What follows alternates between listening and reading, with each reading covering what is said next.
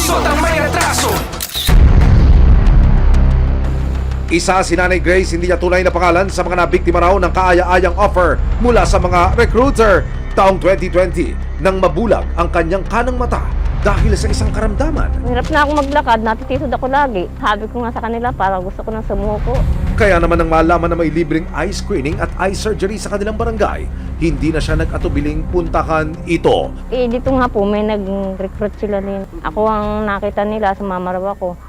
Na ano ng mga anak ko, sabi ko, sige, sasama ako. Matapos ang check-up sa kanya, sinabing mayroon siyang pugita. Kailangan daw siyang operahan sa lalong madaling panahon. Pinicturean na yung mata ko dito, tsaka kami in-schedule na. Yung pong ano lang pugita lang inopera nila sa akin eh. Nakatakip daw po yung pugita doon sa itim ng mata ko. Isang linggo matapos ang check-up, dinala na raw siya sa ospital para maoperahan, pero Maasa din pong makakita eh. Hindi, nung pinabalik kami na yun, bigla nga pong nung alisin yung lens na contact lens, ala na, hindi na rin nakakita. Parang nawala na rin ako ng pag-asa nga sa sarili ko dahil sabi ko, hindi na ata ako makakakita. ang masaklap, ang pangakong makakakita raw siyang muli, tila isinulat lang sa tubig. Hindi na raw natunton ang recruiter na nakausap ni Nanay Grace. At ayon sa Philippine Academy of Ophthalmology o PAO na nilapitan ni Nanay Grace matapos maoperahan, hindi raw dapat ginalaw ang kanyang mga mata.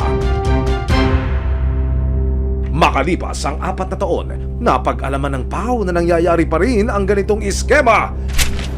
Oktubre nitong taon, nilapitan si Christian, hindi niya tunay na pangalan, ng suspect na si Ronald Dimagiba. Yung anak ko, umano sa akin, dati ka, pa-check up ka dyan sa barangay, mayroon na ikang libre.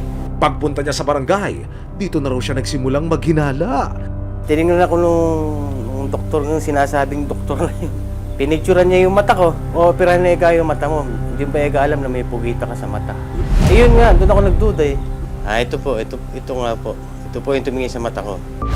Nag-offer daw ang nagpakilalang ophthalmic technician na si Ronald Dimagiba na libre ang kanyang magiging eye surgery dahil ang buong bayad sasagutin naman daw ng PhilHealth. In-interview ko nung nurse niya na, desidido po ba kayo magpa-opera?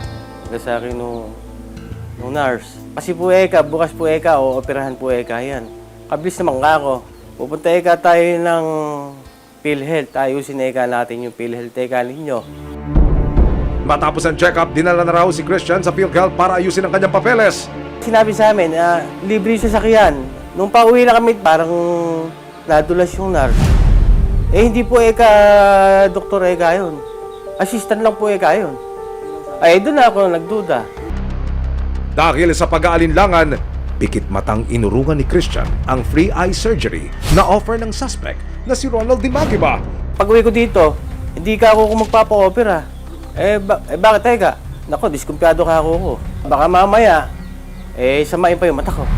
Dahil sa nangyari, minabuti ni Christian na magtungo na sa isang espesyalista para malaman ang tunay na kondisyon ng kanyang mga mata. Wala ako nakitang sign ng cataract. So ano lang po talaga, meron kayong malilit na pugita. Ito yung pugita ni sir, or kung tawagin namin pterygium. So hindi po sa sapat na dahilan yan para maging aggressive sa pag-opera ng pterygium ni sir. Ang nangyari kina Nanay Grace at Christian ay ilan lamang sa mga ikinababahala ng Philippine Academy of Ophthalmology. So itong mga recruiters na to ay definitely hindi licensed, and then they claim na sila'y ophthalmic technician. Well, ang ophthalmic technician, limited lang po ang trabaho sa pag-handle ng mga ophthalmic machines na nasa facilities na may misdiagnose nila. Pati po yung ina-advise nila na operation para sa pasyente ay false din. Ayon kay Dr. Ben Camino, talamak ang ganitong kalakaran dahil mataas daw ang claim sa PhilHealth sa mga ganitong klaseng operasyon. If you can just imagine, nag-oopera po sila ng mga pugita, minimum of 10 patients, 15 patients, up to 20 to 30 patients. So, i-multiply nyo po yung 39,000, makakakuha kayo talaga ng milyon-milyon na kita per week and per month. So, dito po nakukuhanan ng PhilHealth na hindi naman talaga dapat operahan ng pasyente.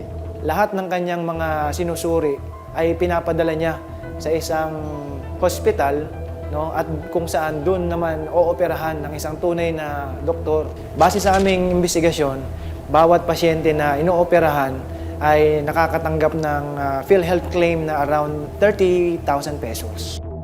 Sinama namin yun sa investigation natin kung ma-validate natin na talagang may direktang kinalaman itong hospital na to dun sa illegal na gawain itong suspect.